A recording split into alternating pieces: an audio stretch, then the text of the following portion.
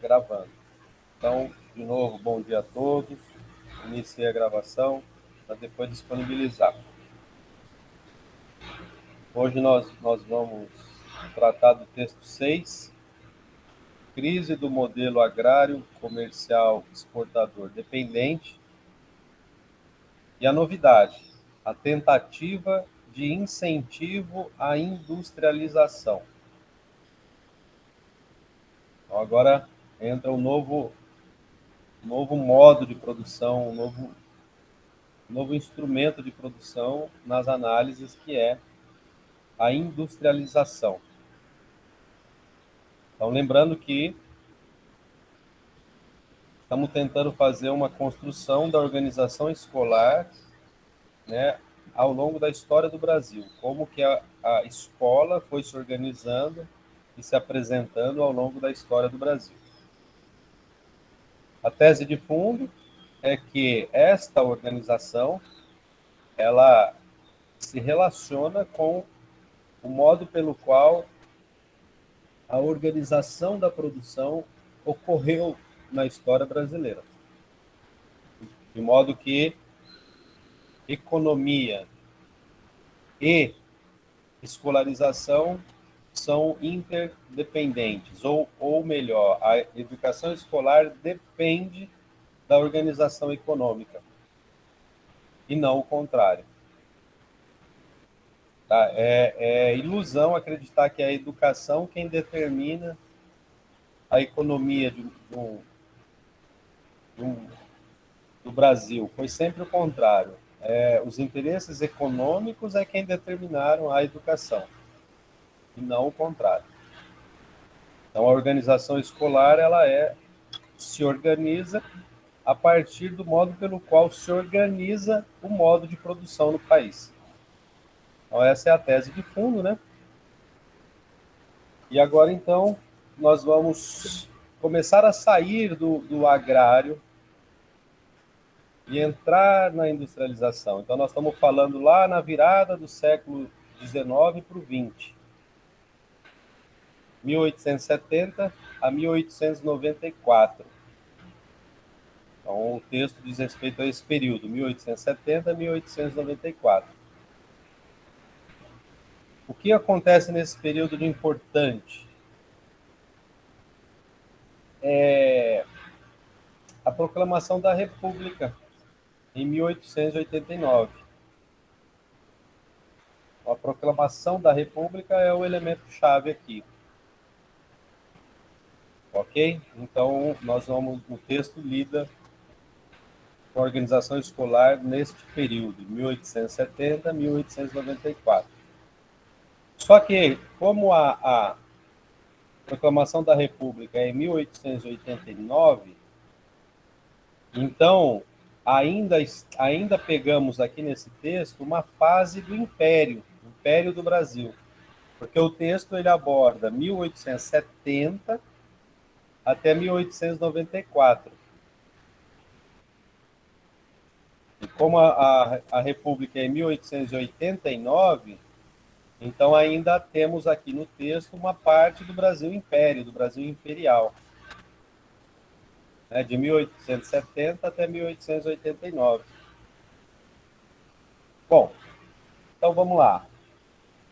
A autora começa dizendo que dois elementos são importantes aí nesse período, que é, o primeiro, em 1850, o fim do tráfico de escravos. Em 1850, os ingleses determinaram o fim do tráfico de escravos e começaram a abater os navios portugueses e espanhóis que faziam tráfico de negros da África. Então foi decretado em 1850 o fim. A partir dali não podia mais comercializar gente. É incrível isso, né? Um treco muito esquisito, mas é isso, né? Comércio de gente, e ainda era por meio de tráfico, né? Era um tráfico. traficando, eram traficantes de escravo, de gente, traficantes de escravo. Então, em 1850 é decretado o fim, mas não o fim da escravidão. Né? Os escravos que já estavam aqui no país, eles continuavam escravos, só não chegava mais escravos porque acabou o tráfico. Foi decretado o fim do tráfico de escravos em 1850.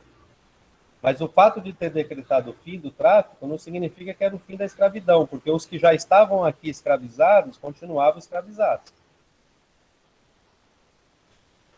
Bom, então esse período que nós estamos analisando, ele é reflexo desse fim do tráfico de escravos. E outra coisa importante da aula passada, a emergência do café e o fortalecimento do café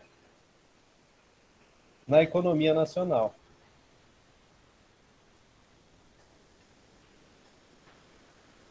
Então, este café, a entrada do café e o fato dele ter dado certo aqui no país, modificou completamente a estrutura de produção no Brasil. O café, ele determinou uma nova elite dominante,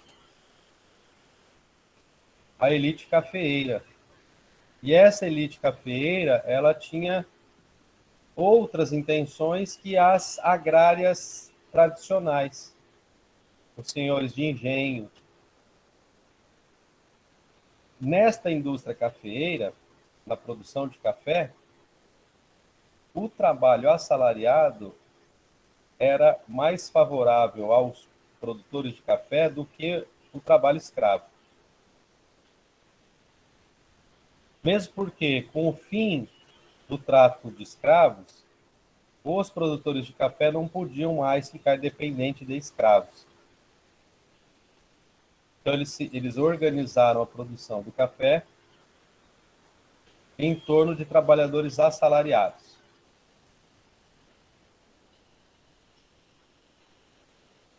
E de migrantes europeus, principalmente de migrantes europeus. A vinda dos migrantes europeus para tocar o café, ele se relaciona com o fim do tráfico de escravos, mas se relaciona com outro elemento que não está muito no livro, que é a branquitude da população brasileira, embranquecer a população brasileira. Esse novo país que estava agora surgindo como nação independente, era necessário embranquecer esse país. Necessário do ponto de vista da elite branca dominante, né, dos conservadores. Então, uma grande leva de emigrantes brancos europeus chegou ao país.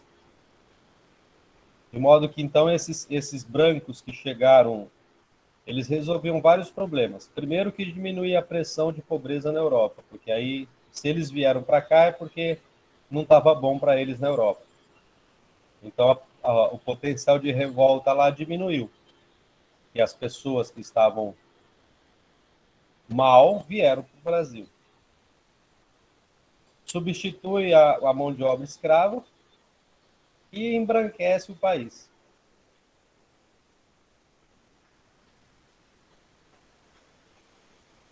Não sei se vocês acompanharam essa semana um problema lá do Facebook, que ele foi denunciado com relação aos robôs deles sempre determinarem a lógica branca, para mostrar a imagem sempre de pessoas brancas, fazer um escondimento da negritude. Não sei se vocês acompanharam esse debate. Então, esse debate do embranquecimento, ele é muito antigo e ele ainda é presente. Ele ainda é presente. Então, a elite brasileira, a burguesia, coordenado com a burguesia mundial, procura embranquecer o país. Não queremos uma outra África fora da África. É uma coisa absurda, mas é o fato. Esquece-se que a humanidade começa na África. É de lá que saem os primeiros humanos. Bom, então tá, voltando ao texto. Nesse período, com o café, ele marcou o fim, ou pelo menos o apaziguamento das divergências entre a burguesia inglesa e os senhores de terras e escravos. Os senhores de terras e escravos aqui, senhores de escravos e de terras aqui no país, eles apaziguam as diferenças com a burguesia inglesa. A burguesia inglesa, ela era interessada no fim da escravidão. Porque para elas, com a indústria nascente, elas precisavam de pessoas com poder de compra das mercadorias, né? E os escravos não recebiam salário, era uma grande parte da população brasileira à época. Então você tinha toda essa população fora do sistema de consumo. Portanto, elas não ajudavam a impulsionar a indústria, porque não recebiam salário. Ok? Então, esse período marca uma solução das divergências entre a burguesia inglesa e os senhores de terras e escravos, né? E essa solução, ela era mais adequada ao novo regime de trabalho, à nova estruturação social capitalista que estava emergindo no país. Então, um novo regime de trabalho, não mais fundamentado na escravidão, no escravismo, mas fundamentado em relações de trabalho de assalariamento. Então, os senhores de terra e escravos, eles são convencidos, ou pelo menos aceitam, ou entendem que o assalariamento era melhor naquele momento do que a escravidão.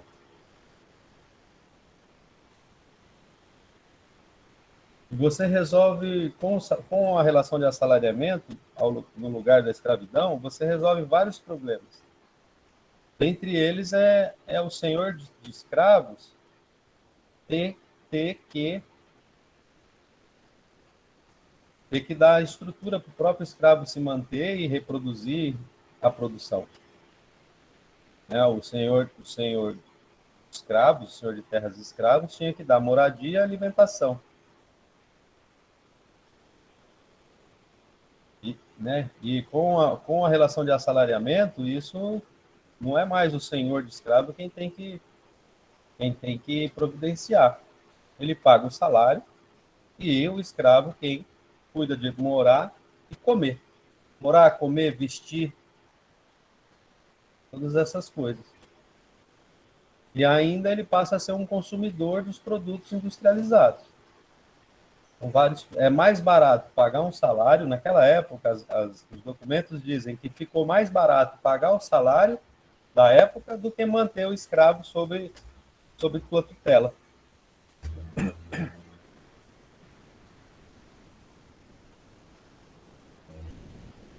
Bom, e aí, com esse apaziguamento, digamos, né, houve um certo desenvolvimento de atividades industriais. Como é que a nossa autora comprova isso? Ela vai em alguns documentos da época que mostram que houve um aumento na importação de carvão. Aumento na importação de carvão. Ora, o carvão era usado para quê? Carvão mineral. O carvão mineral, ele era e ainda é usado em fornos de indústrias.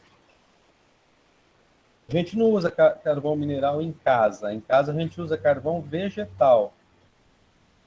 O carvão de árvores, né? Esse carvão que a gente usa, ele é vegetal, né? Ele é carvão a partir de árvore. Mas existe o carvão mineral. Ele é um mineral, ele é uma pedra que pega fogo. Carvão mineral. E é usado ainda muito hoje. E ele é muito poluidor. Mas, enfim, então o aumento na importação, na chegada do carvão mineral no Brasil, era um indício de que havia um processo de industrialização em curso. E outro elemento que a autora traz é o aumento da importação de máquinas. O aumento da importação de máquinas e o aumento da importação de carvão sugere um certo desenvolvimento das atividades industriais.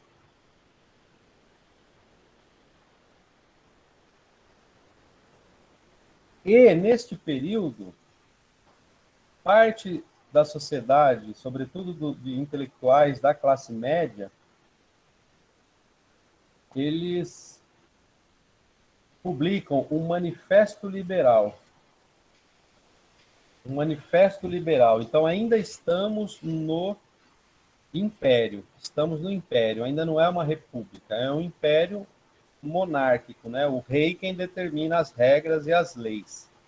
Só que já está na Europa se formando os estados-nação republicanos, sobretudo na França. E essas ideias chegam ao Brasil.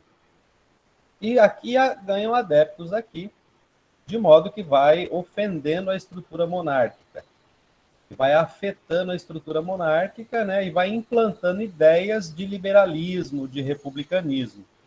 E esse manifesto liberal, ele é fundamentado no cientificismo. Isso influencia a escola, porque é o ideal de ciência, vinda do iluminismo europeu, do liberalismo, liberalismo econômico e de cultural, e o republicanismo como elemento político. Então, esta industrialização, esse início de tentativa de industrialização, ela traz consigo um modo de pensar mais avançado.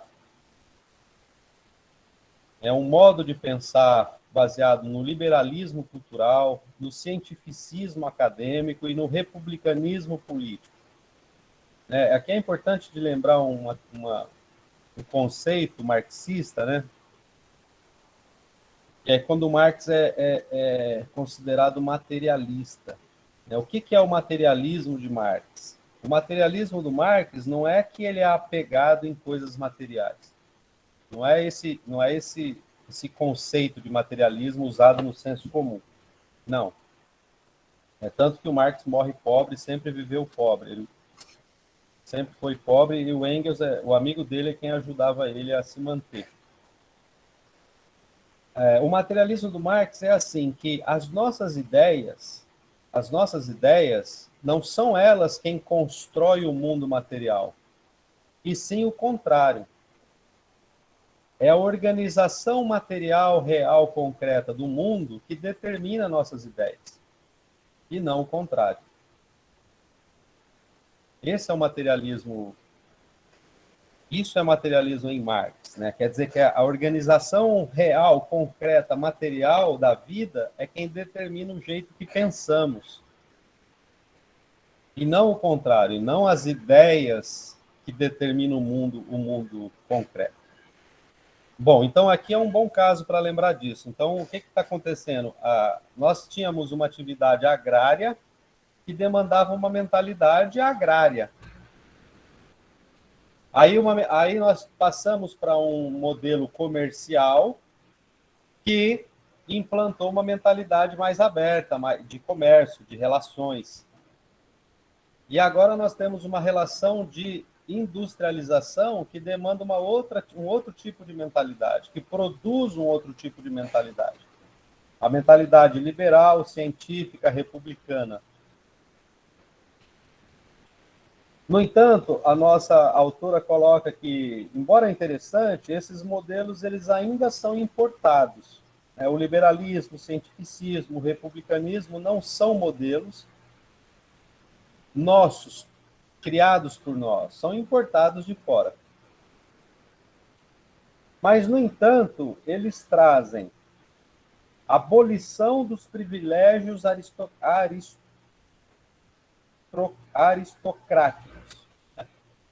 abolição dos privilégios da aristocracia. Então, a aristocracia rural, a aristocracia imperial, elas eram privilegiadas. Então, o republicanismo, ele elimina isso. ou pelo menos combate isso, né? Nunca foi eliminado no Brasil os privilégios aristocráticos, né? Até hoje eles existem. Mas imagina como que deveria ser na época, em 1800, 1900,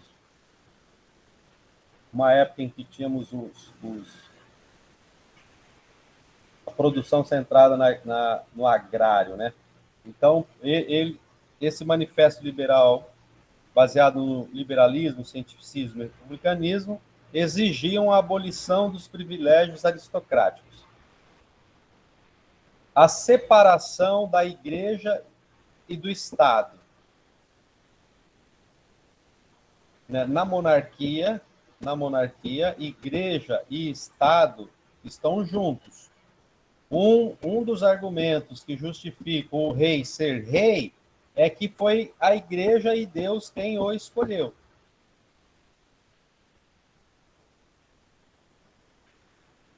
Então, a separação da igreja e do Estado, né? O republicanismo demanda isso, né? Outra coisa importante que os liberais, os republicanos exigiam, a abolição da escravidão.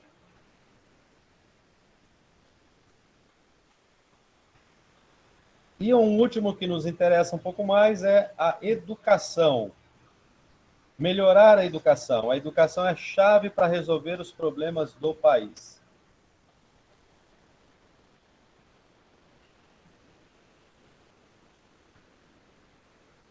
Então, começa aqui a ideia de que educação resolve os problemas. Né? Isso é um idealismo. Educação não resolve os problemas, né? Ela ajuda a resolver os problemas, ela não resolve os problemas. Quem resolve o problema é a sociedade organizada, né? Reivindicando seus direitos. Aí a educação é importante. A educação é um elemento para melhorar a sociedade, para ela reivindicar os seus direitos.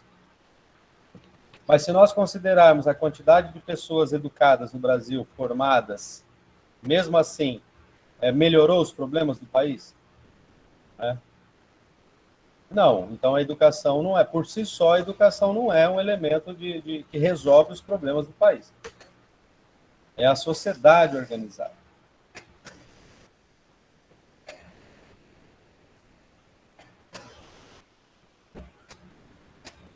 Bom, aí com essa tentativa já de abolição dos privilégios aristocráticos, a abolição da escravidão, a separação da igreja do Estado, a melhora da educação, aí ocorreu, em 1879, uma reforma na educação.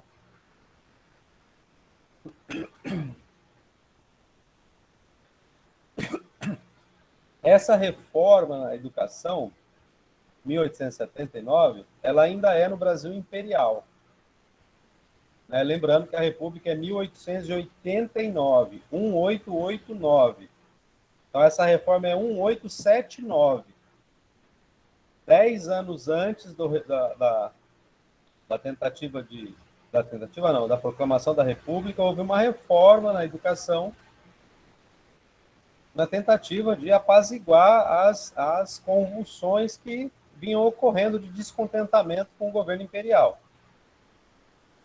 E aí essa reforma, chamada Reforma Leôncio de Carvalho, ela implementava liberdade de ensino,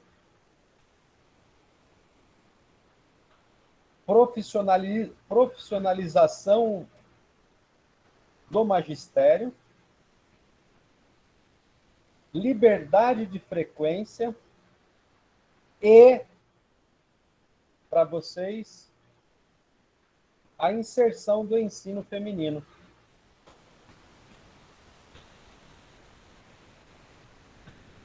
Liberdade de ensino, isto é, a possibilidade de todos os que sentissem capacitados exporem suas ideias segundo o método que lhes parecesse mais adequado. Liberdade de ensino, qualquer um que se sentisse capacitado para ensinar, poderia ensinar.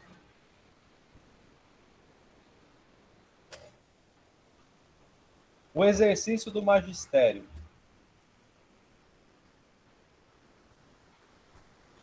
queria profissionalizar o exercício do magistério, para que os professores não precisassem trabalhar em outras coisas, para que ele, por meio do magistério, tivesse as condições de viver com os recursos ganhos pelo próprio exercício do magistério. Liberdade de frequência, ou seja, dar liberdade para os alunos dos cursos secundário e superior estudarem como e com quem entendesse. A escola caberia especificamente ser severa nos exames. A escola, então, concentraria as forças nos exames. Aí a liberdade de frequência. Os alunos, então, se preparavam para essas provas quando e como eles quisessem.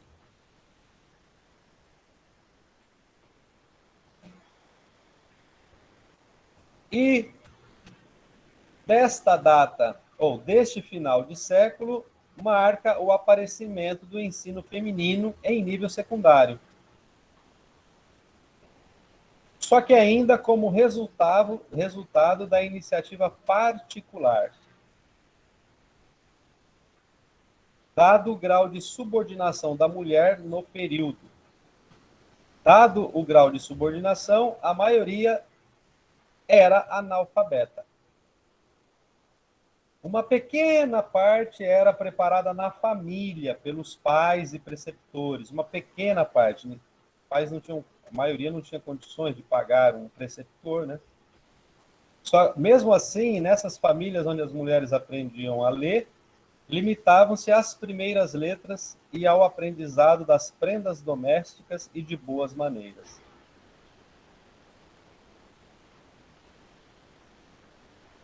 Bom, Professor, foi. bom dia.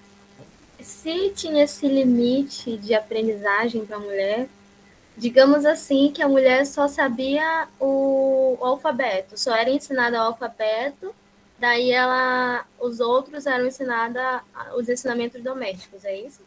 Algumas mulheres, pouquíssimas, né? Aprendiam Sim, a sim. ler, a escrever, a ler e os trabalhos domésticos e, sobretudo, boas maneiras, né? Porque se nós estamos falando de ensino pago, então eram famílias ricas. Então, ensinar boas maneiras era mais importante, porque, né, a mulher era uma mercadoria para você conquistar um bom marido. Bom no sentido de grana, né? Sim, Então, a mulher com boas maneiras acessava homens mais ricos. sim. O que também poderia, na verdade, deveria ser vantajoso, né, para as famílias, né? Sim, União, né, de bens, essas coisas, né? Porque exatamente. quando a gente olha ali para os reis da Europa, eles tinham esse costume, né? Os casamentos arranjados, né? Exatamente. E é bem isso. Ele era melhor arranjado quanto mais boas maneiras a mulher tivesse. Sim, eu tô me lembrando de uma cena de uma série que eu assisti, que eles trazem a filha do Duque de Orleans, que é o irmão do Luís XIV, né? Daí ela se nega a conhecer o futuro pretendente. Só que ela é uma mocinha que é bem criada, educada, e quem vai analisar ela é um bispo que está lá em Versalhes. Eles estão fazendo acordo, né, com o rei, e é o bispo que vai lá conhecê-la para a princesa, lá não sei das quantas, vir, o príncipe vir para casar com essa princesa, que é a filha do duque. Mas é muito interessante porque o bispo pergunta: você sabe costurar? Você sabe isso? O que você faz nas suas horas vagas? Ele que vai perguntando da menina. Ela fica um pouco constrangida, mas ela responde educadamente da forma como ela foi orientada. Boas maneiras. Isso, exatamente isso. E ela adquiriu boas maneiras na precepção, né? Na instrução doméstica, feita por um preceptor. Sim, e consequentemente também a vantagem das desses, ai, me fugiu a palavra, esses acordos, né, que eles tinham, porque para o rei seria muito vantajoso esse casamento, né? E ele não estava nem aí se era sobrinha, se era nada, ele só queria o casamento para ele conseguir mais domínio da terra, domínio de terras que ele estava conquistando na época. A história é triste. É verdade. Mas a mulher, hein, sofre preconceito no nível elevadíssimo. Eu fico chocada, sinceramente. Ainda sofre hoje, né, professor? Incrível. Agora você imagina se for uma mulher negra homossexual. Nossa.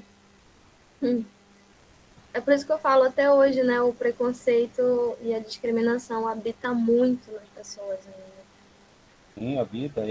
Nós estamos na idade das trevas ainda. Como diz o Marx, nós ainda estamos na pré-história da humanidade.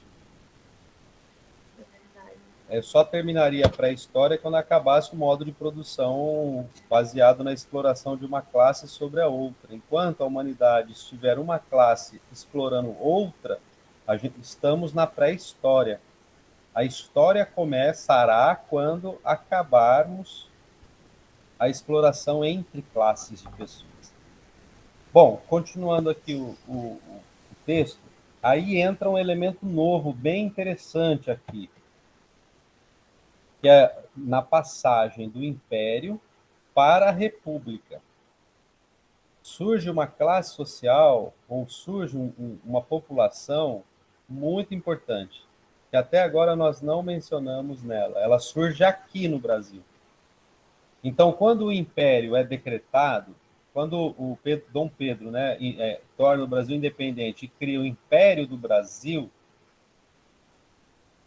eles são obrigados a criarem uma coisa que a gente não falou ainda, que é um exército para proteger o Império. Ou seja, a classe dos militares. E essa classe dos militares, eles surgem a partir das camadas médias da população. Não são os super pobres ou os pobres, nem os ricos quem entram na carreira militar, mas as camadas médias. Então, a fase republicana, lá na segunda parte do texto, na tensão, submissão, emancipação, na tensão entre submissão e emancipação, surge um elemento novo, o militar. Estes militares, eles são da camada média e eles têm certa instrução e estão, como eles são da camada média, eles demandam os interesses da camada média. E não da camada alta nem da camada pobre. Eles são da camada média. E quais são os interesses da camada média? São interesses republicanos, interesses baseados numa divisão melhor da renda, no acesso à educação por parte de maior parte da população, no liberalismo cultural e econômico e no cientificismo. Então, essa camada militar nova, ela é quem proclama a República. A proclamação da República em 1889 foi um golpe militar, foi um golpe dos militares à monarquia.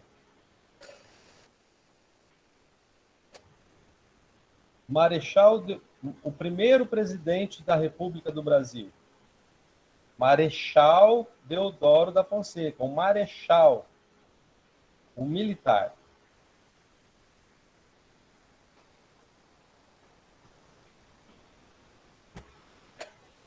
E o que interessa para nós são as reformas na educação. Então, e como que a educação passou a se organizar a partir da proclamação da República, feita pelos militares? Bom, só antes de passar para a educação, é importante uma coisa.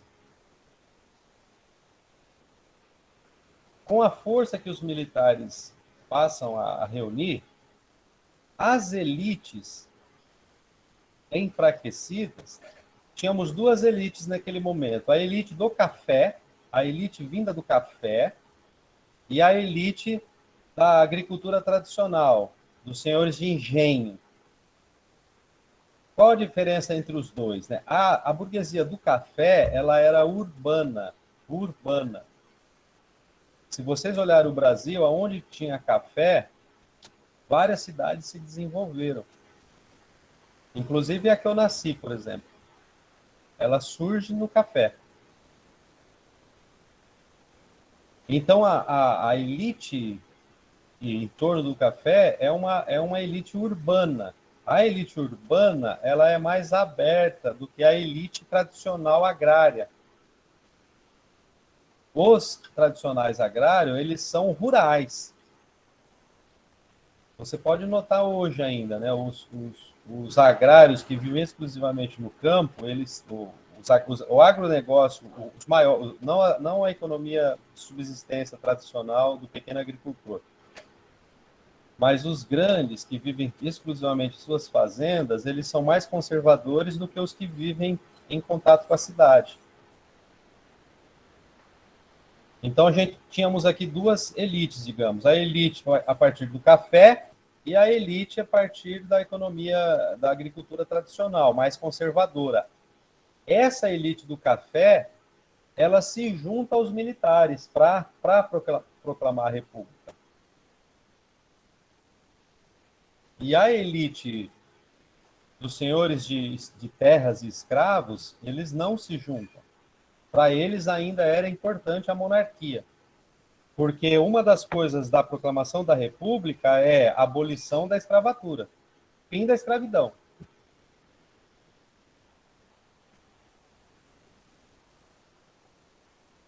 E como a aristocracia ligada ao café também era pela abolição da escravidão, então eles se juntam os interesses aos militares e conseguem proclamar a República.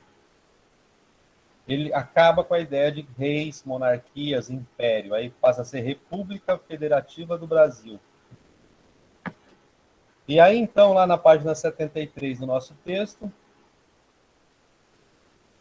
a educação na República, a primeira versão, a primeira reforma da educação foi feita pelo Benjamin Constant.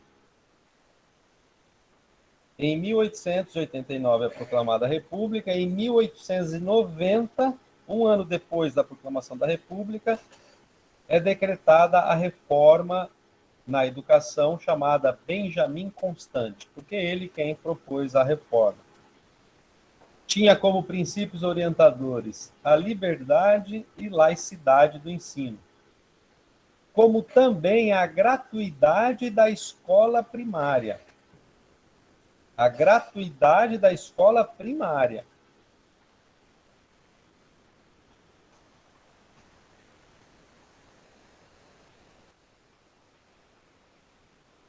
A escola primária ficaria organizada em duas categorias. A de primeiro grau para crianças de 7 a 13 anos e a de segundo grau para crianças de 13 a 17 a 15 anos.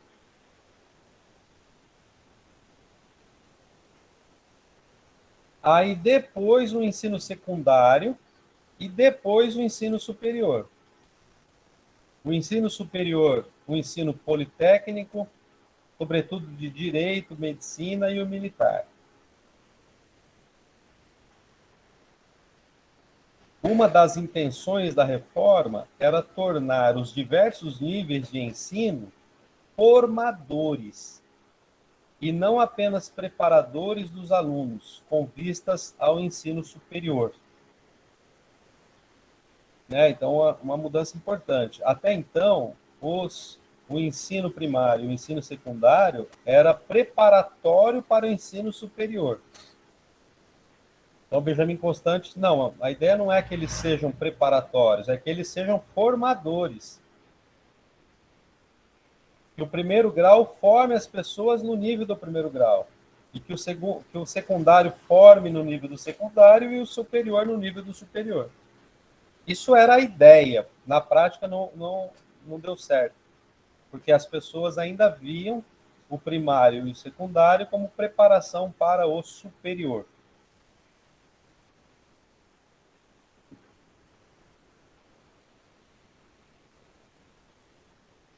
Foi criado um exame, o exame de madureza.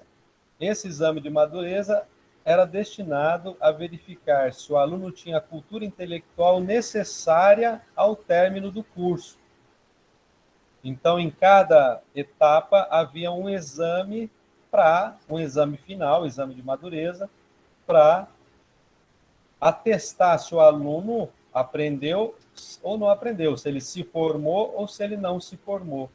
Não existiam esses exames. As pessoas pegavam os diplomas do primeiro grau, depois pegavam do segundo grau, só para dar acesso ao ensino superior. Não havia uma prova, um exame atestando se o aluno aprendeu ou não aprendeu. Esse exame de madureza destinado a verificar se o aluno tinha a cultura intelectual necessária ao término do curso. A partir do terceiro ano, introduz a revisão da matéria, e no sétimo, ocuparia a maior parte do horário, a revisão da matéria. A revisão para as provas de madureza. É um nome estranho, né? Exame de madureza, mas era um exame de final de etapas para averiguar se o aluno havia absorvido o mínimo necessário. A reforma Benjamin Constant na República, a partir da proclamação da República, também tinha intenção de fundamentar a formação na ciência, rompendo com a tradição humanística clássica, a formação na ciência com base no iluminismo francês, com base no positivismo. Eram influências republicanas, né? A nossa bandeira, por exemplo, ela tem lá ordem e progresso, ela é feita de figuras geométricas, né? Um retângulo, um triângulo e um círculo. Dentro do círculo, uma faixa escrito ordem ou progresso, e essas formas geométricas, elas vêm do positivismo que os republicanos tinham muito fortemente dentro deles. Então, eles instauram na bandeira do Brasil formas geométricas mostrando o apreço deles à matemática, à geometria, ou seja, os fundamentos da ciência. É aí que surge a bandeira do Brasil.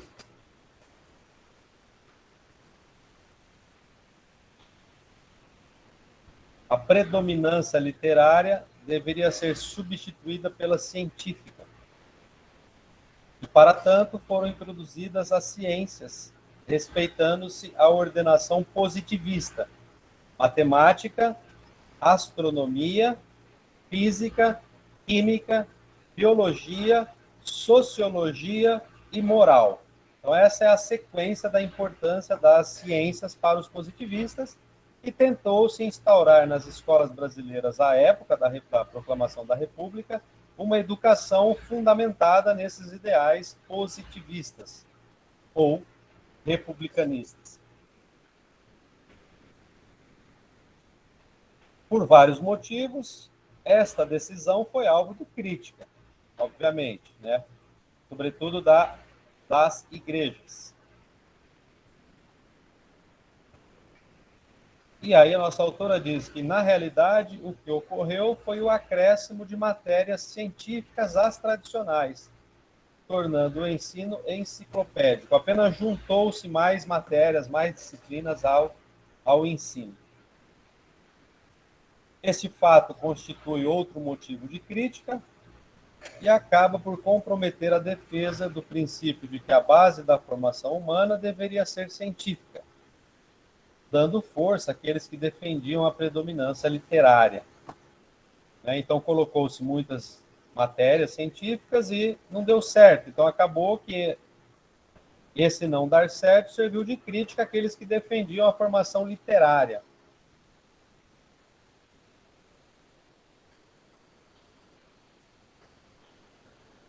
Em 1893, 4 anos depois da proclamação da República,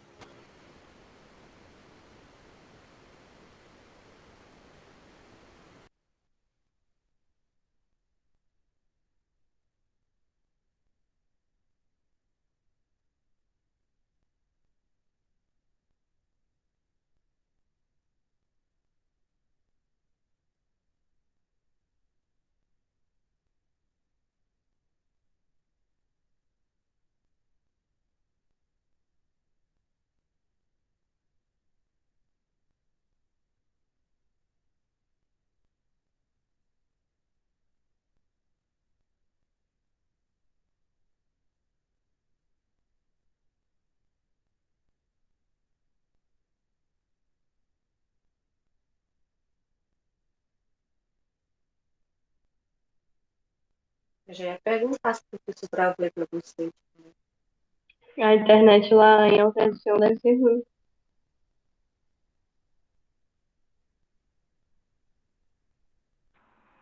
Tava indo tão bem. Ele saiu de vez, eu acho.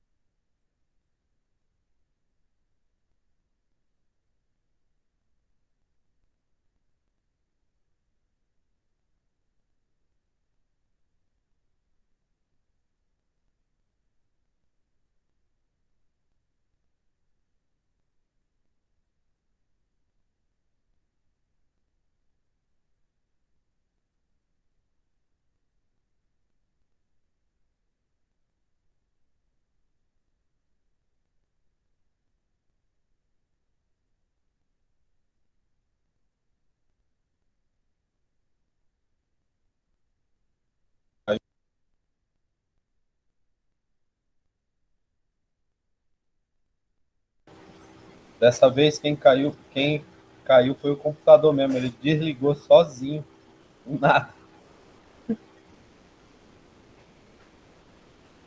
Como eu disse, eu tô com meu, Acontece, professor, acontece. tô com meu Ainda bem que o computador, senhor conseguiu juntar ele, levantar ele. tô com o computador velhinho, deve ter uns 20 anos esse computador. Ele desligou do nada.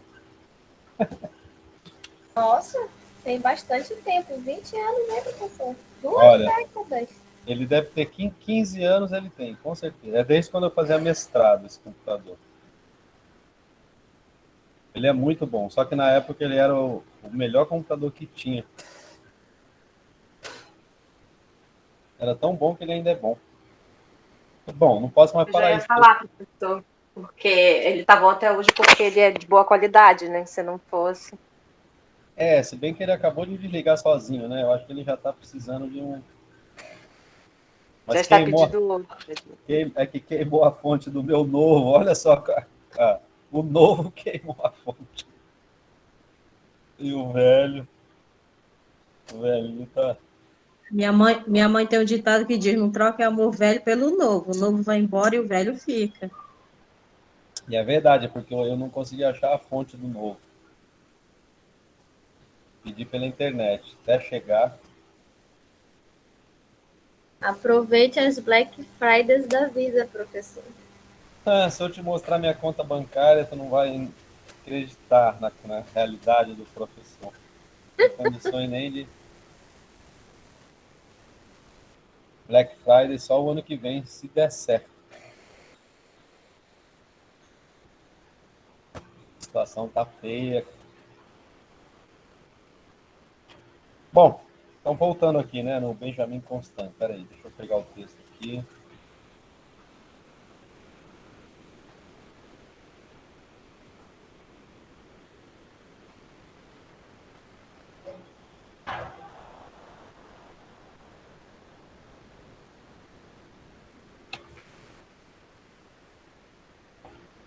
Página 73.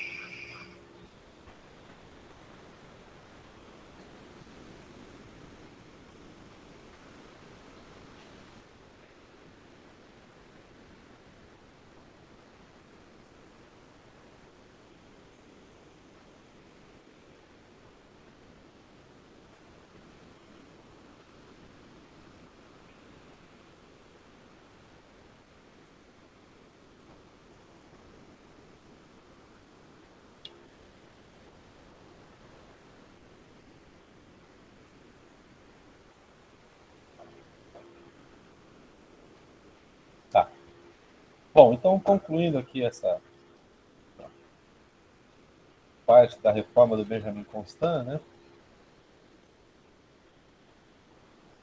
Então, em 1893, 3 anos depois da tentativa dessa reforma, as críticas já começam a aparecer por conta desse cientificismo exagerado, digamos, ou superficial, e volta-se à ampliação da parte literária, anteriormente sacrificada. A formação dos alunos com base em leituras literárias e menos científicas. Então, aí ela conclui: esta vai ser uma característica do primeiro período republicano. Ora, uma reforma pende para uma predominância da ciência, ora para outra, da literatura, sem, contudo, progredir no sentido de conseguir-se um ensino secundário mais adequado às novas tendências sociais no Brasil. Esse desafio ele é histórico, né, no nosso país.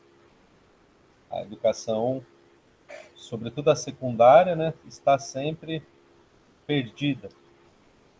O primário tem mais, o ensino fundamental ele tem mais um objetivo mais claro, né, que é o de alfabetizar, né, preparar as letras, os rudimentos da matemática, da ciência, da literatura, das artes, mas, sobretudo, ensinar as crianças a lerem e escreverem, né? Então, o primário, ou o fundamental, ele já tem um objetivo mais claro, né? Mas e o ensino médio? Qual a função do ensino médio? Então, o ensino médio fica um pouco meio sem função, né? Eu acredito que é o aprofundamento do ensino fundamental e a abertura ao mundo da ciência e da literatura aos alunos, né? E a preparação para o ensino superior. Então, o ensino médio, como se diz, né, o ensino médio, ele fica meio sem... Qual é a função dele? Qual é a função do ensino médio? Vocês já pensaram nisso? Qual é a função do ensino médio?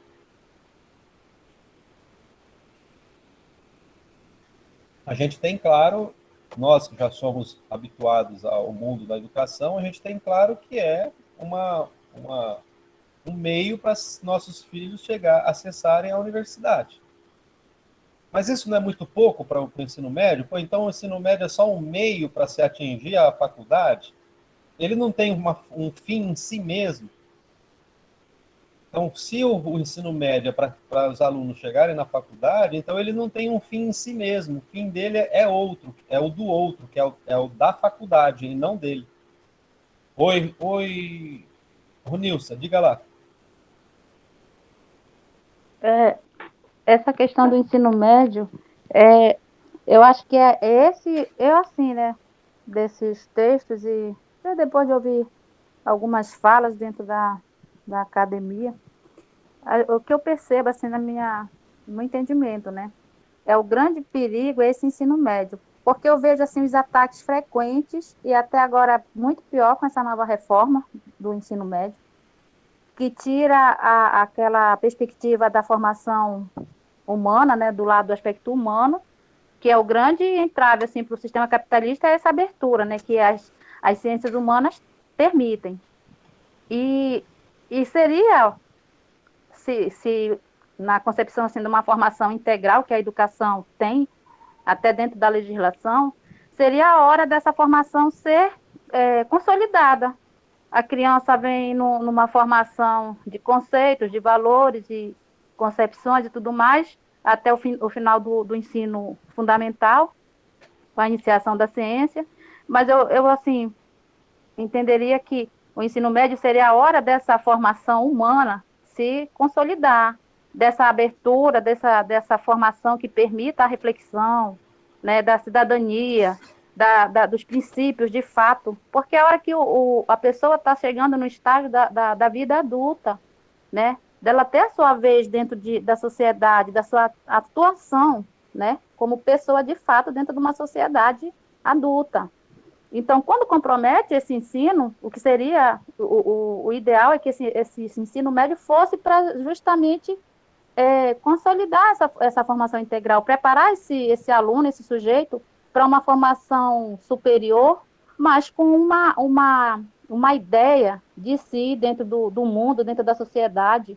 Então, essa coisa assim de não ter um fim em si, eu acho que é porque nunca se quis realmente que esse fim se estabelecesse aí, porque a partir do momento que o aluno, que o sujeito tem essa formação, consolida, adquire dessa apreensão, desse conhecimento, né, do lado humano, social, político, que deveria ser aí a hora de se estabelecer, se consolidar isso tudo, que ele vem caminhando a passos lentos, mas ele está amadurecendo, não se faz porque vai ser como é que se diz, uma dor de cabeça para uma estrutura que sempre se fez, sempre se estabeleceu a partir da ignorância e da alienação justamente desses novos elementos que estão chegando para atuar de fato dentro da sociedade.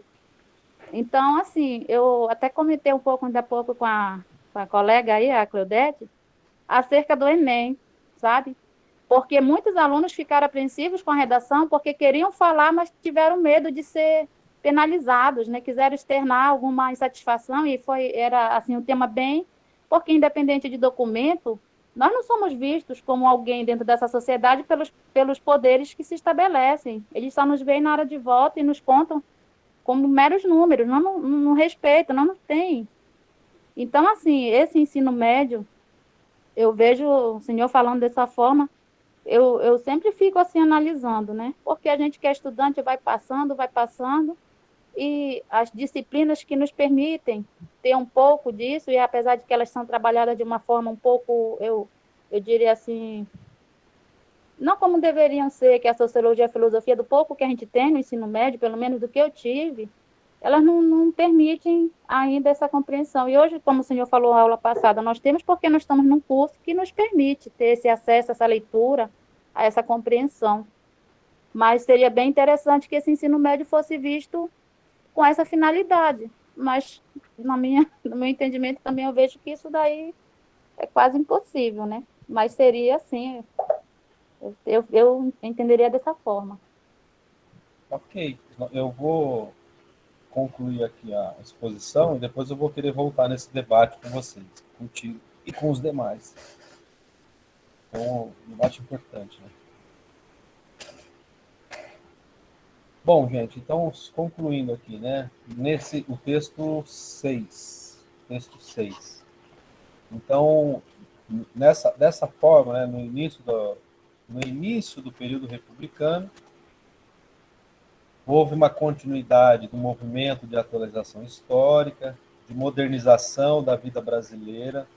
A República trouxe uma modernização, mas a educação era secundária nesse processo de modernização.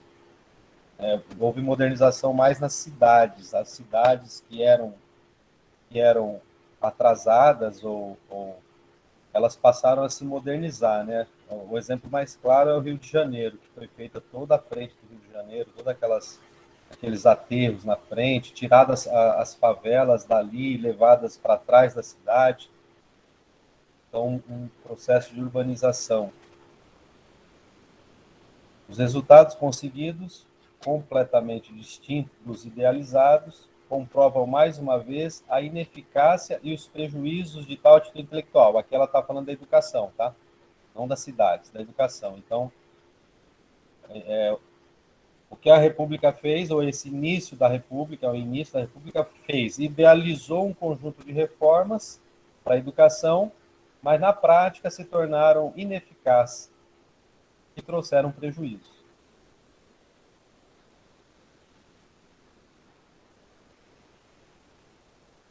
Bom, eu vou passar agora para o texto 7.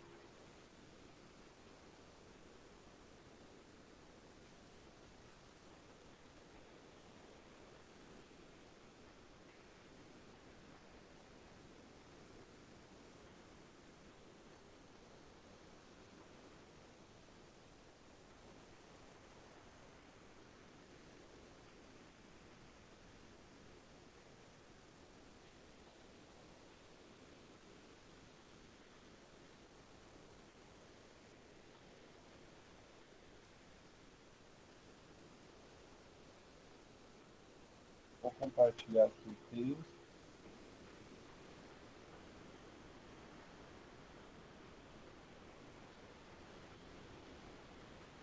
Bom, então, no texto 7. A organização escolar, no contexto ainda do modelo agrário, comercial, exportador dependente. Isso é importante. O que a autora quis dizer? Embora tivesse uma tentativa de industrialização no final do Império, até 1920 não conseguiu-se essa industrialização. Então, o país ainda continuava agrário, comercial, exportador, dependente.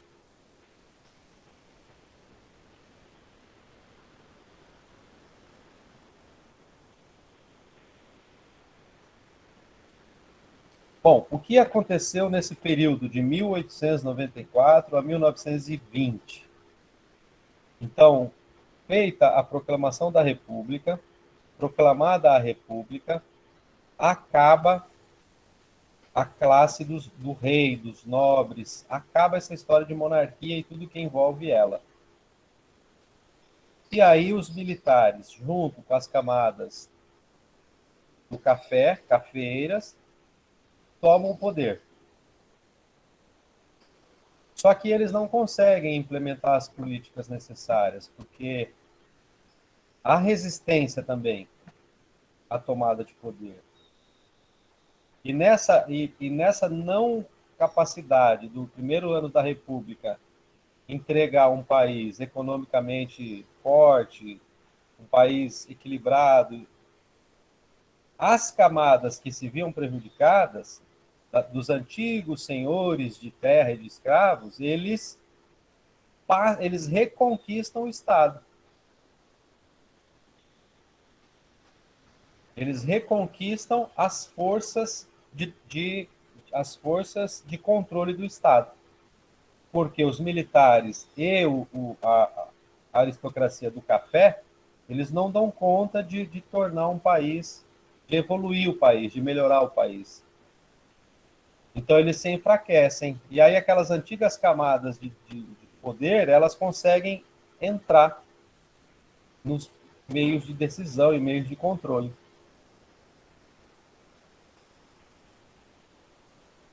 Havia uma crise econômica e uma crise política. Saída: aliança com a burguesia internacional. O Brasil se abriu ao capital internacional. Aliança com a burguesia internacional, sobretudo inglesa, e passa a determinar os investimentos no país. E uma reorganização interna. Essa reorganização interna, ela é interessante e ela abre e fortalece os estados na tomada de decisão.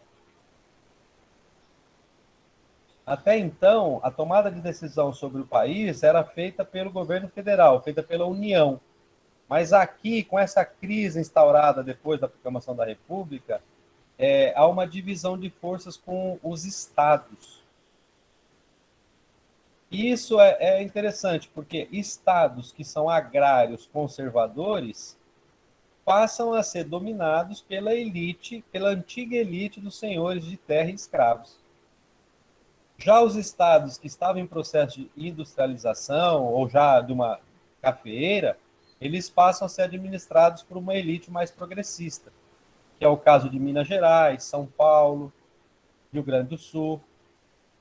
E aí há uma divisão de interesses no país. Alguns estados são dominados pela aristocracia antiga, baseada no escravismo, e outros baseados na aristocracia do café, e alguns outros, como São Paulo, já um pouco do industrial. Então, isso dá um desequilíbrio no desenvolvimento do país. Aqueles estados que ficaram sob o domínio dos senhores feudais, dos senhores de terra e de escravos, eles ficam mais atrasados. Os estados dominados pelos industriais ou pela aristocracia do café, eles se desenvolvem mais.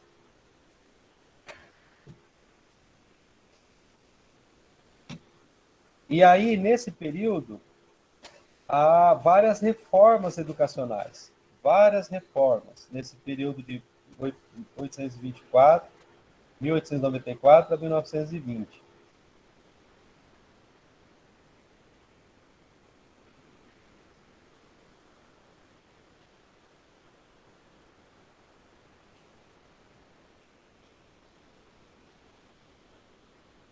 Então, lá na página 79. Em 1901, Epitácio Pessoa. E o Epitácio Pessoa pensa uma reforma entre o humanismo clássico e a científica. Então, uma reforma entre a organização escolar, ela teria que ficar entre esses dois pilares, o do humanismo e da ciência. E aí, no caso dele, Epitácio Pessoa, ele acentuava a parte literária ao incluir a lógica e retirar a biologia, a sociologia e a moral. É curioso isso, porque como é que a lógica acentua a parte literária? Porque os textos literários, eles são fundamentados em escritas lógicas.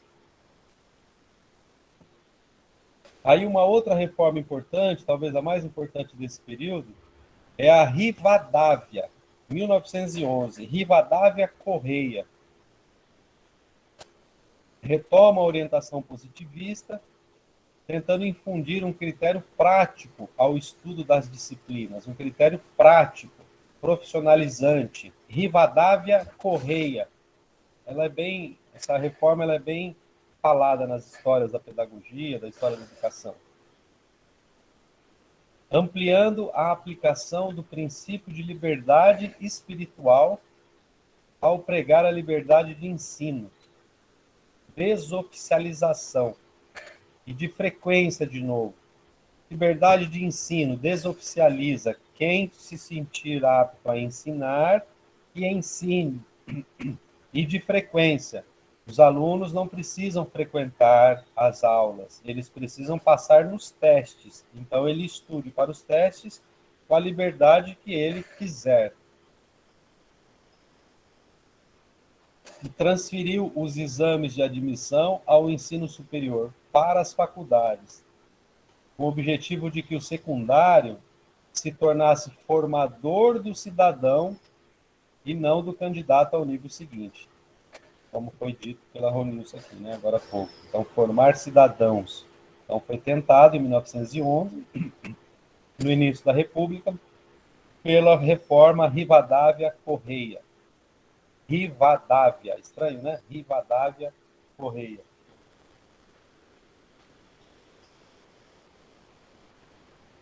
Bom, parece interessante, mas aí a nossa autora escreve: os resultados, no entanto, foram desastrosos. Daí outras novas reformas, a de 1915, Carlos Maximiliano, e a de 1925, Luiz Alves e Rocha Vaz.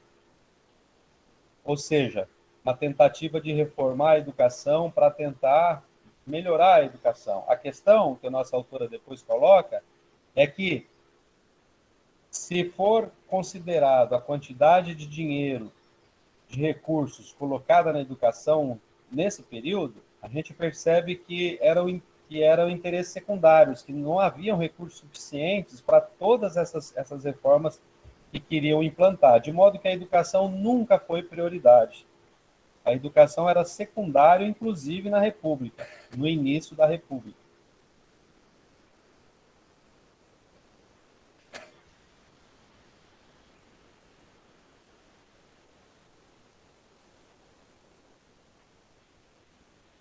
E, como diz a nossa autora, muita dependência cultural da Europa. O objetivo aqui era aprender coisas que eram ensinadas na Europa o tempo todo.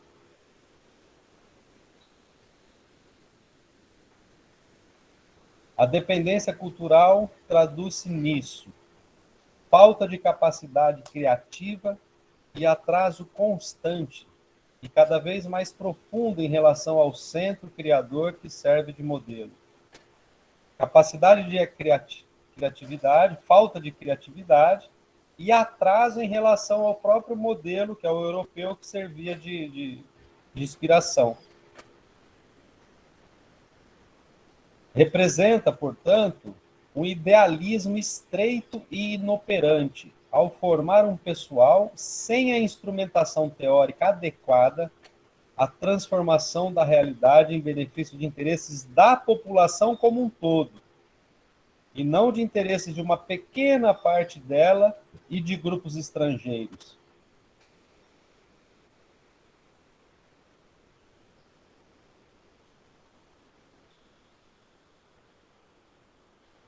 E aí a nossa autora traz aqui uma tabela para mostrar o quanto que era idealismo e não fato, né, a melhora da educação, a tabela da página 81.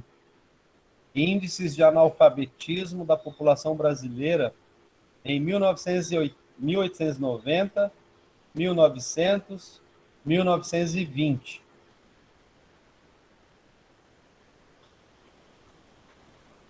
Então, olha que interessante. Em 1900, haviam 17 milhões de pessoas no Brasil. A população no Brasil em 1900, há 120 anos atrás, era de 17 milhões. Desses, só 4 milhões e meio sabiam ler e escrever. 12 milhões, quase 13 milhões não sabiam ler e escrever. Ou seja, 75% da população não sabia ler ou escrever. 75% da população. De cada 4 pessoas, só uma sabia ler e escrever. De cada 4 pessoas, só uma sabia ler e escrever. Esse número se manteve para 20 anos depois, 1920. Para 1920, 7 milhões e 400 mil sabiam ler e escrever, aumentou o número de que sabiam ler e escrever, Só que a população aumentou muito mais, olha. De 1900 até 1920, a população aumentou de 17 milhões para 30 milhões. Quase dobrou. E o número de ler e escrever não dobrou. Aumentou o número de pessoas que sabem ler e escrever, mas não aumentou na mesma proporção que aumentou a população. Então, a população aumentou mais do que o número de pessoas que sabiam ler e escrever. De modo que, olha, de 1900 até 1920, não sabiam ler e escrever. Aumentou de 12 milhões para 23 milhões. Então, nos primeiros anos da República e nessas reformas, diminuiu diminuiu a porcentagem da população que sabia ler e escrever.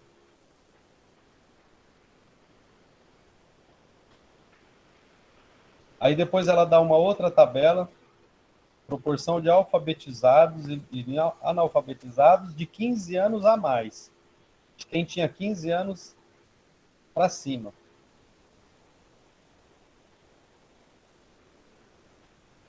Em 1920, 11 milhões não sabiam ler e escrever. 6 milhões sabiam ler e escrever.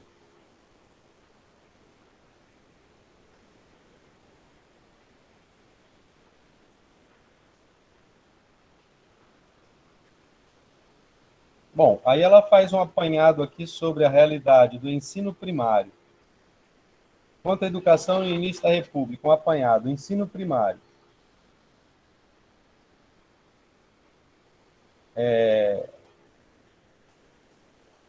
Havia muita evasão. Muita evasão.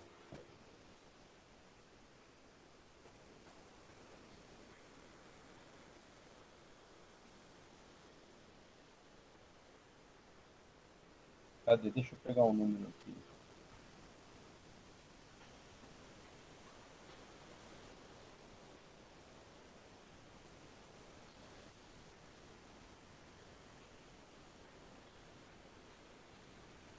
Tem uma parte que fala da evasão, mas acabou que eu perdi.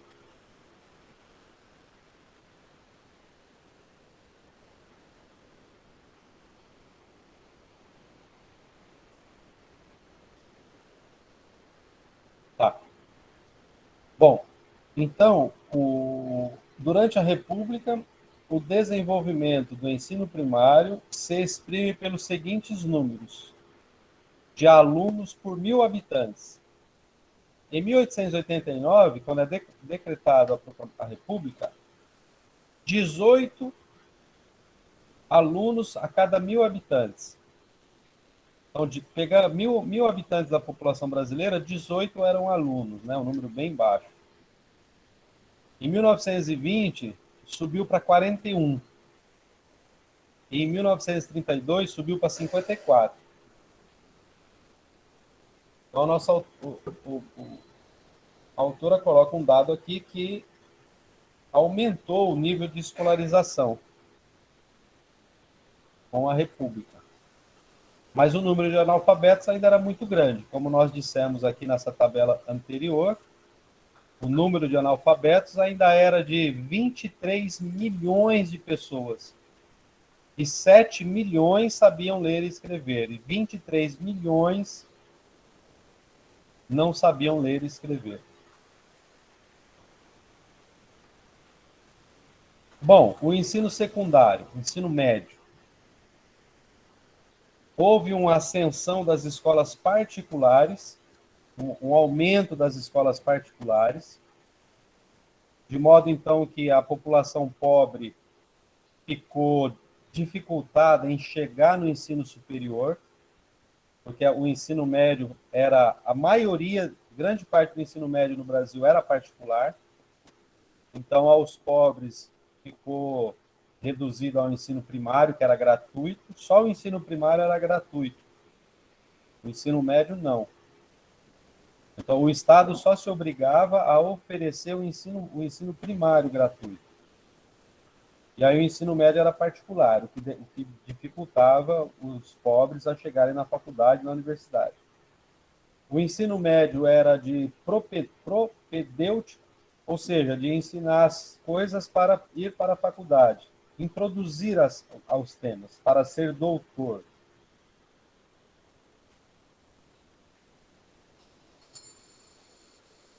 E aí a nossa autora coloca uma citação aqui que eu achei bem interessante. De Afrânio Peixoto. Então, olha só, aos pobres, só o ensino primário, e só esse era gratuito. O ensino médio era pago. Aí, essa citação de Afrânio Peixoto, na página 81.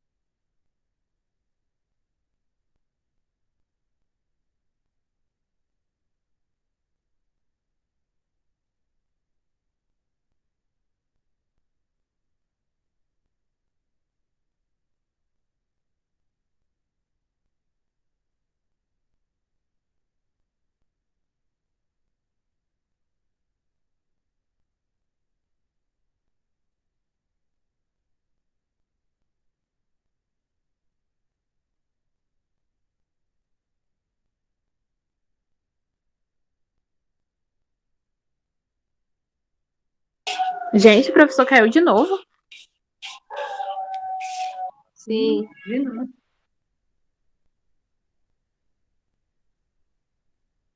Eita.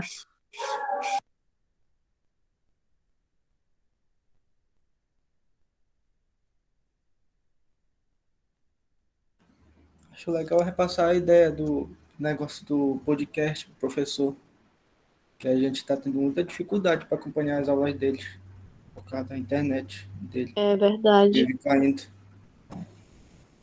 Ia até perguntar também se hoje era o último dia de aula, porque lá no F não tem mais nenhum texto, né, pra gente fazer. Para cá, tua graça, que ele vai passar mais trabalho. Pensei a mesma coisa, Ai, Celice. eu tava toda Se feliz a que gente não tinha lembrar, acabado. a gente vai passar mais trabalho. A disciplina dele não terminou. Não, vai até Então a gente se faz dezembro. de doido. Ele vai passar mais trabalho, para com isso. Não lembra ele, gente. não. É, a gente fica na nossa, ninguém fala nada e fica por isso mesmo. Mas Olha, a programação Tá de gravando a aula, tá, Querido. Se gente? ele lembrar, bom. Se não lembrar, bom também. Ei, queridos, é Ótimo. verdade. Ei, Mentira. Lívia. Oi. olha aí, Clo. Vai, Clo. Vai, Celice, tu que começou pra parar com a graça, tá bonitona. Tu que puxou o bonde. Ele vai assistir a gravação. Não deixa curioso.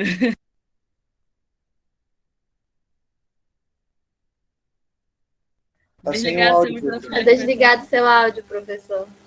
Eu vou assistir a gravação mesmo. Foi a Prof.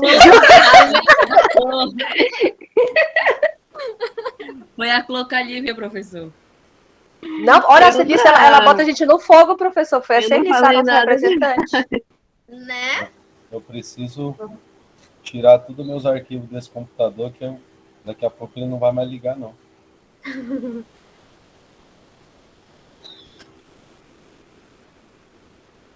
Bom, então vamos só concluir aqui, olha, é uma citação. Eu estava dizendo para vocês que o ensino infantil, o ensino primário era gratuito, então aos pobres tinha acesso, e o médio não era gratuito, né? Era pago. E quem chegasse no ensino superior era quem iam compor os quadros do funcionalismo público, ou seja, iam organizar o Estado brasileiro, né? Os que saíssem do ensino superior. Então, o nosso autor aqui coloca uma citação interessante. Sobre a formação das elites. No Brasil, se está processando a seleção dos incapazes, feita pelo ensino secundário. Na escola primária, o filho do rico, irmanado com o pobre, são bons e maus alunos. Mas como os pobres são infinitamente mais numerosos, se tem numerosos alunos maus. Tem também muitos bem dotados. Digamos, se em 10 ricos há um aluno inteligente, em 90 pobres haverá 9 alunos iguais a um rico. Como tem mais pobres, então de 90 pobres, se 10% forem inteligentes, então de 90 pobres haverá 9 alunos inteligentes. E no caso dos ricos, que são em menor número, de cada 10 ricos, só um seria inteligente nessa lógica dos 10%. Então vai começar o ensino secundário, mas o pobre não pode frequentá-lo. O liceu, o ginásio, o colégio custam caros. Os 90 pobres vão para as fábricas, para a lavoura, para a mão de obra. Os 10 ricos, esses farão exames. Depois serão bacharéis, médicos, engenheiros, jornalistas, burocratas políticos. Constituirão a elite nacional. Mas como nesses 10 apenas um é inteligente, essa elite tem apenas 0,1% de capacidade.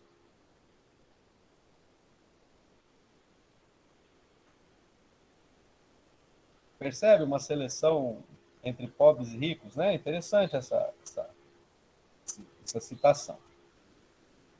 Bom, Eu e diria aí? assustador. Assustador mesmo. Bom, e aí, para terminar, o ensino superior. O ensino superior é interessante aqui nesse período, porque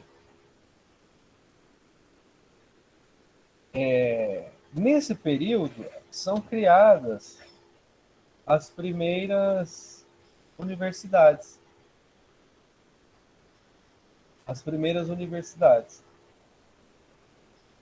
Inclusive, gente, para surpresa, Universidade de Manaus. Escola Universitária Livre de Manaus, 1909. É interessante que essa Universidade de Manaus, ela é devido ao surto da borracha. Então, a borracha traz muita riqueza para Manaus, sabemos disso, porque a borracha, a seringa, ela era da Amazônia, e, sobretudo na região deles lá. Aqui também, né? Aqui em Alter do Chão mesmo tem vários ainda resquícios das seringas, elas estão por aqui ainda. Belterra, Porlândia. Mas o centro da produção era Manaus, aí trouxe muita riqueza. Aí a riqueza impactou na criação de uma das primeiras universidades do Brasil, que foi em Manaus. Escola Universitária Livre de Manaus. Mas com a decadência da borracha, ela deixou de existir em 1913. Aí ficou só o curso de Direito, que depois, bem depois, vira a Universidade Federal do Amazonas, mas isso bem depois. E aí foi criada no Rio de Janeiro, em 1920, a Universidade do Rio de Janeiro. Criado no Paraná, a Universidade do Paraná. E criado em São Paulo, a Universidade de São Paulo. E interessante que nesse período, até 1920, surgem as primeiras faculdades particulares no Brasil. Não existiam, porque até então, antes da República, todo o ensino superior era exclusivo do rei. Era régio, era da corte. Com a proclamação da República, então ficou mais flexível e abriu-se a possibilidade para cursos superiores particulares. E aí, ordens religiosas ingressaram nessa oferta. O primeiro foi a Presbiteriana Mackenzie, em São Paulo, a ofertar cursos superiores. Então, vamos lá. Vamos fazer um resumo aqui da primeira parte da República. Então, a primeira parte da República tentou se organizar a educação, só que não deu muito certo. No entanto, o número de alfabetizados aumentou. Só que a população aumentou muito mais. No ensino secundário, era privado, particular. Então, os pobres não tinham acesso à universidade. E aí, as universidades foram implantadas. Quem acessava as universidades, né, os filhos dos ricos. E algumas universidades religiosas foram implantadas. Então, esse é um quadro bem geral da organização escolar no começo da República, tá? Então, nós trabalhamos hoje o texto 6 e o texto 7. E agora eu vou voltar a uma questão, e aí eu finalizo, então, a apresentação dos textos, tá? 6 e 7. E se organizem aí que na aula de sexta-feira eu vou trabalhar o texto 8 e 9. Porque eu vi que o nosso calendário termina, semana que vem termina a disciplina.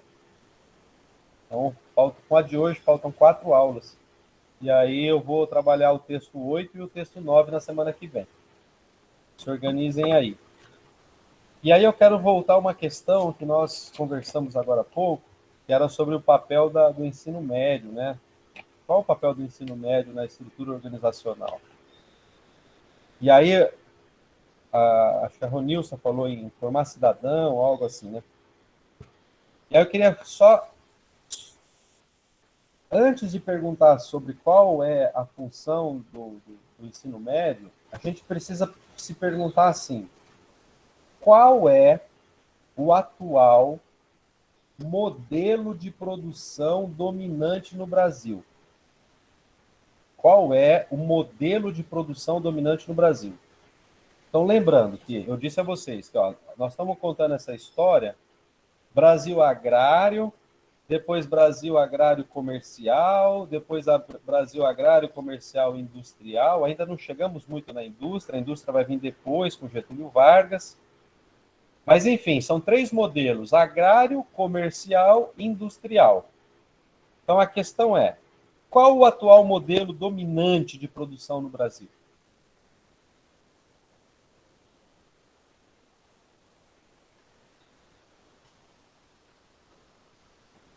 Palavra aberta.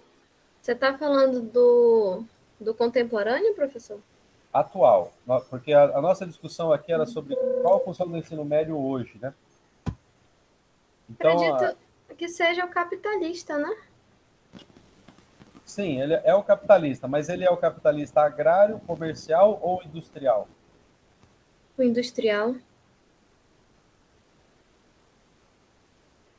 Eu acredito que seja industrial.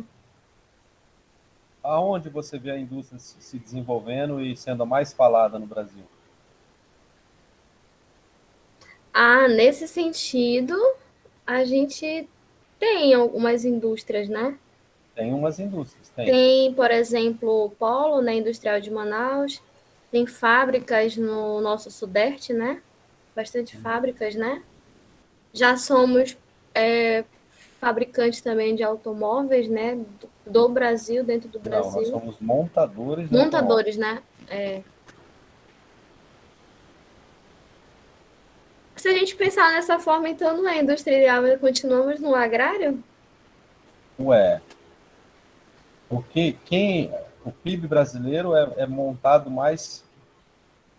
Quem participa mais do PIB brasileiro? O agronegócio, o comércio ou a indústria? O agronegócio. O agronegócio. O agronegócio voltou a superar a indústria e o comércio. Sim, se a gente pensar na perspectiva de sermos um dos maiores exportadores do mundo, né? Não só de carne, a gente às vezes fala muito da carne, mas Carne. nós somos de outros elementos também, de frutas, de vegetais, de várias coisas. O agronegócio realmente ele domina então o PIB brasileiro. Então, o atual domínio do modo de produção brasileiro voltou a ser agrário. Então, veja, qual é a tese que está por trás aqui do nosso livro que nós estamos discutindo? Que a organização escolar ela é determinada pelo modo de produção dominante. Então, como o modo de produção dominante voltou a ser agrário, ora, então para que educação escolar em nível mais profundo, humanista, científico? Então, por isso esse esvaziamento na BNCC. Você não demanda mais a necessidade de conhecimento para um país que participa da Organização Econômica Mundial como agrário. E que, consequentemente, precisa de mão de obra, né, professor? Mesmo que tem indústria. E essa mão de obra, ela precisa ser bem formada escolarmente? A mão de obra para tocar as coisas do agrário precisa ser bem formada intelectualmente? Não. Só precisa saber ler e escrever, o básico, de sempre, Exato. né? De sempre. Só que ainda, como você bem lembrou, o Brasil é um país grande, é um país forte, é a 10ª economia do mundo. Sim. Então, nós temos, sim, indústrias. Então, também precisa formação para a indústria. Só que a indústria, agora ela é a menor parte. O agronegócio está acima da indústria. Então, a gente mantém ainda um sistema de formação para a indústria também, né? Só que ele não precisa ser mais tão amplo como era antes. Como era na intenção no que se chama neodesenvolvimentismo lulopetista. Então, o neodesenvolvimentismo lulopetista demandou a abertura de 17 universidades, 100 institutos federais, porque a ideia ali era o Brasil ser industrial. E aí, então, isso demandava universidades, instituto de pesquisa e essas coisas todas. Acontece que, a partir de 2016, essa lógica foi invertida e o agronegócio se fortaleceu a ponto dele se tornar o carro-chefe do Brasil. Então, isso impactou nas reformas da educação, ou seja, o Brasil agora é agrário e não industrial. O Brasil participa do ordenamento do capitalismo mundial, levando matéria-prima para o centro do capital. Nós somos exportadores de matéria-prima, nós não somos transformadores de matéria-prima em mercadorias de alto valor agregado. Então, o ensino médio, qual o papel, qual a função do ensino médio nesta ordem econômica? Então, volta aquela questão. E aí, qual o papel, então, do ensino médio? Ora, o ensino médio para o povo ficou esvaziado. O ensino médio para as elites continua sendo de propedêutico, de formação para a universidade. As elites vão colocar os filhos nas escolas particulares. Nelas, a BNCC, ela não vai ter impacto muito grande nas escolas particulares, porque elas vão continuar preparando os filhos, os alunos, para o vestibular. A BNCC ela vai impactar as escolas públicas. que é para o povo. Nessa, a BNCC vai rebaixar o acesso ao conhecimento.